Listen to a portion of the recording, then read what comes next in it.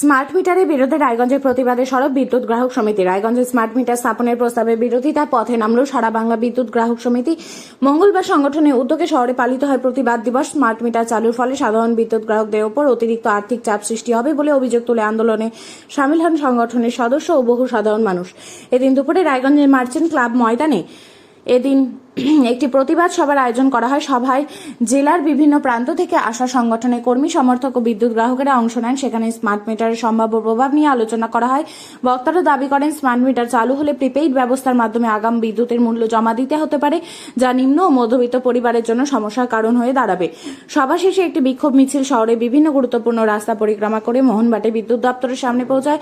সেখানে সংগঠনের পক্ষ থেকে স্মার্ট মিটার স্থাপনের সিদ্ধান্তের বিরুদ্ধে একটি প্রতিবাদ পত্র বিদ্যুৎ দপ্তরের আধিকারিকদের হাতে তুলে দেওয়া হয়। সংগঠনের নেতৃবৃন্দের অভিযোগ, স্মার্ট মিটার চালুর ফলে বিদ্যুৎ বিলের স্বচ্ছতা নিয়ে প্রশ্ন উঠতে পারে এবং পরিষেবা সংক্রান্ত নানা জটিলতার সম্মুখীন হতে পারেন গ্রাহকেরা। তাই সিদ্ধান্ত কার্যকর করার আগে সরকার ও বিদ্যুৎ দপ্তরের উচিত বিষয়টি পুনর্বিবেচনা করা। জেলা সম্পাদক সনাতন দত্ত জানান, বিদ্যুৎ গ্রাহকদের স্বার্থ রক্ষার লক্ষ্যে এই আন্দোলন সংগঠিত হয়েছে। তিনি বলেন, সাধারণ মানুষের মতামতকে গুরুত্ব না দিয়ে স্মার্ট মিটার বসানোর উদ্যোগ গ্রহণ করা হলে আগামী দিনে আরো বৃহত্তর আন্দোলনের পথে হাঁটবেন সংগঠন।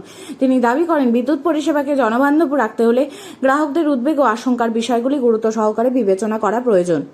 কোন সংগঠনের কি দায়িত্বে আছেন? আমার নাম সনাতন দত্ত।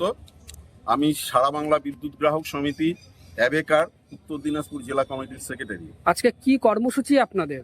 আজকে আমাদের রাজ্য জুড়ে এই স্মার্ট মিটার যে অন্যায়ভাবে লাগানো হচ্ছে তার বিরুদ্ধে প্রতিবাদ দিবস রাজ্য জুড়েই হচ্ছে। এটা ঠিক আছে, মানে কি নির্দেশিকাটা কি রয়েছে সরকারের তরফ থেকে? সরকারের তরফ থেকে নির্দেশিকা যেটা রয়েছে সেটা তো রয়েছে যে এটা অবশ্যই লাগাতে হবে, বাধ্যতামূলক।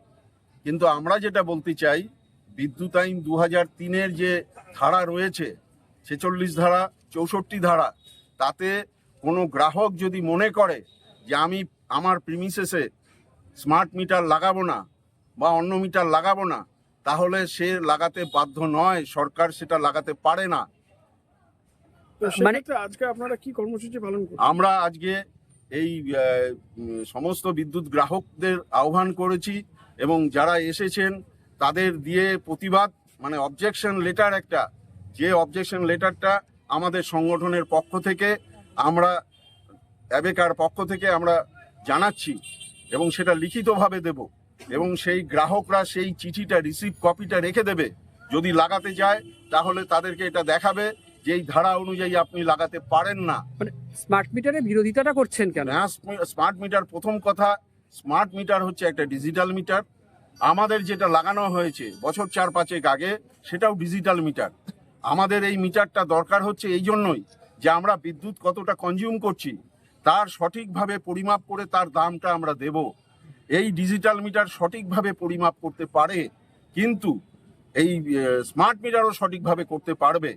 তাহলে এইটা আজকে এই মিটারের দামটা হচ্ছে 10,000 টাকা। যে মিটারটা গ্রাহকরা খরচ করে 4-5 বছর আগে লাগিয়েছে, যেটা প্রায় 20 বছর চলবে, এবং এই গ্রাহকের মান্থলি 10 টাকা চার্জ দিতে হচ্ছে। আর নতুনটা লাগাতে গেলে 10,000 টাকা দাম, 900 টাকা সাবসিডি দিচ্ছেন গভর্নমেন্ট, 91 মাস 100 টাকা করে কাটবে। এইটা গেল একটা দিক।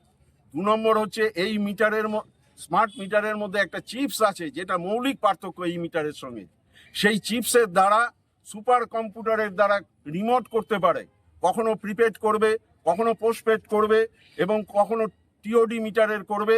এবং মানে যেটা হচ্ছে যে প্রিমিয়াম সিস্টেমে যে দাম, সকালবেলা দামটা, ভোরবেলা দামটা কম থাকবে, সন্ধ্যাবেলা বেশি, রাত্রি 10টা পর্যন্ত বেশি।